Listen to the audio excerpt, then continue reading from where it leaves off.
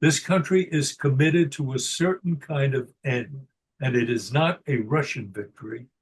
It is not a Ukrainian loss. But in the real world, we're going to end up with Ukraine continuing to exist as a country, but a country under the sway of Russia, which will make Putin and people like Putin very happy. And to a certain extent,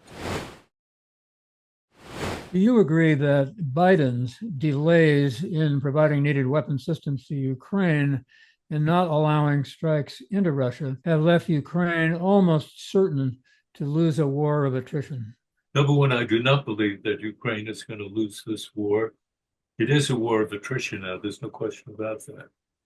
But we are all focused on Ukrainian shortages.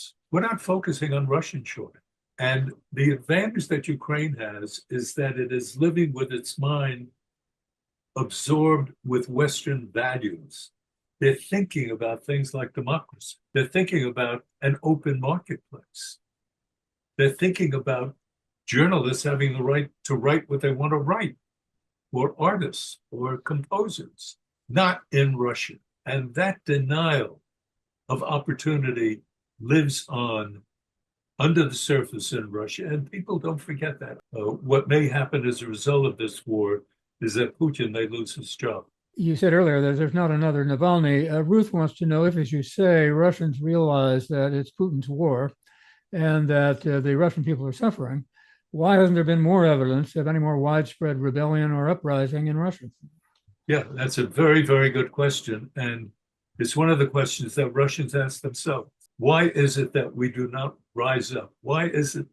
But the funny thing is that while there is not a national uprising, a revolution, as happened in 1917, no, that is not likely to happen at this point because this is a police state. And the change, I believe, is going to take place at the top among those people who today represent power, money that are linked to China, to North Korea, to Iran. But again, it seems to be a powerful force, but it isn't. We have to bear in mind that some of the things that the Western world stands for are powerful forces. People around the world, in many parts of the world, even in places that are terribly poor, if you go into some Arab communities, go into some East European communities, go into some Asian communities, and you ask yourself, my God, these poor, poor people, how do they live like that? One of the most powerful ideas running around the world today is, in my judgment, freedom. Maybe it goes back to my time in Russia, but honestly, during the worst times of the Cold War, Russian people who had very little experience with Western democracy, they played Western music, they talked about books that had just been published, they interviewed authors. It was the kind of thing that the Russians loved. It had to do with freedom, however that be defined. Here's a question from Don, who says he thinks there's a contradiction. He says, you say you don't believe Ukraine will lose the war, but you also think that Trump will sell Ukraine out and agree with Putin to cede Ukrainian territory. He says, how can both things be true? Wars can end in many, many different ways, as we know. The Korean War never ended, it just sort of petered out. And it is possible that the Ukraine War will just peter out. I don't think so. I believe probably in one way or another, the war will end. Ukraine will be a neutral nation. It will not be able to join NATO. Russia will effectively be in control, but not literally in control.